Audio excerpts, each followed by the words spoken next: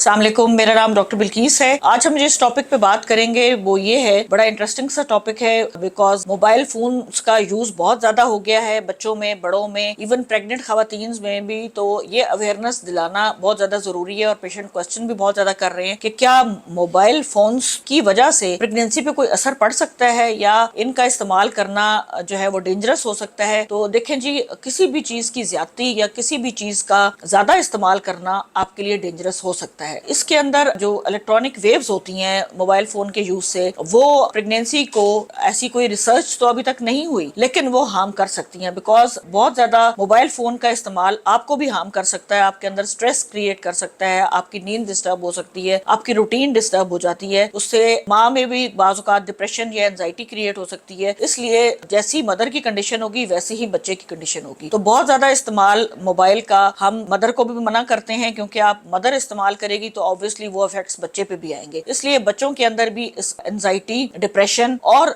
Sleep disorders का problem हो सकता है, जो कि पैदाइश के बाद अपेयर होता है। इसलिए प्रेगनेंसी के दौरान मेरा मशवरा आप सबको ये है, क्योंकि खवातीन के अंदर ये बहुत ज्यादा क्वेश्चन आ रहा था कि मोबाइल का इस्तेमाल करना चाहिए या नहीं करना चाहिए। इस्तेमाल आप बेशक जरूर करें, क्योंकि आजकल हमारी ये शौक नहीं, ये एक जरूरत बन चुकी है मोबाइल, लेकिन बहुत ज्यादा इसके ऊपर मोबाइल का इस्तेमाल या नेटवर्क का इस्तेमाल जो है वो जरूरी नहीं है। कॉल्स वगैरह के लिए इस्तेमाल करें, या कोई एक अपने फेवरेट प्रोग्राम देखना है तो ज्यादा से ज्यादा घंटा एक इस्तेमाल करें। लेकिन सारा दिन खवातीन, खासकर जो हाउस वाइफ्स हैं, अगर वो बैठ के मोबाइल का इस्तेमाल करती रहेंगी तो ये उनके लिए भी डेंजरस है और उनके बच्चे के लिए। इसलिए मोबाइल का इस्तेमाल प्रेगनेंसी के दौरान कम से कम करें, ताकि आप भी सेहतमंद हो और आपका बच्चा भी। Thank you so much.